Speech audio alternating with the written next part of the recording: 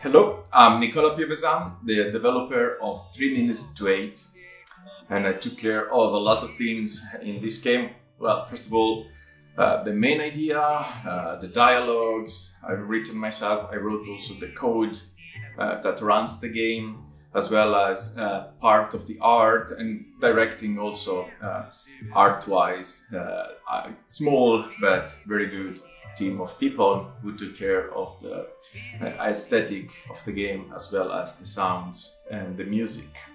3 Minutes to 8 has its roots in like the classic point-and-click adventure game, even though it's developed also for consoles, so it has a full gamepad controller, and it's mostly also like a side scroller, so that's a bit atypical. But what makes it truly original is its gameplay, because it has this peculiar thing that you always die at 3 minutes to 8. So the player must find a way to survive that, and there are a lot of different narratives, and a lot of different endings, and a lot of secrets and crazy puzzles and stuff.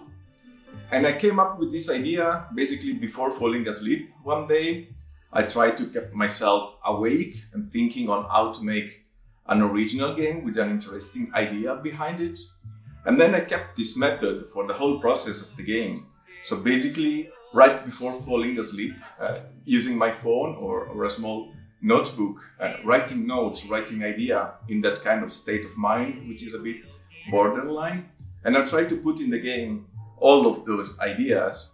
And the game itself is for the player somehow a borderline experience, because a lot of weird things happen in the game, which is also somehow changing the rules of the stereotypical gameplay.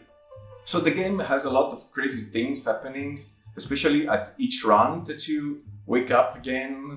Things change, things are somehow randomized, some events are getting crazier and crazier, and these allow the player to play again and again to discover all the secret things within the game itself.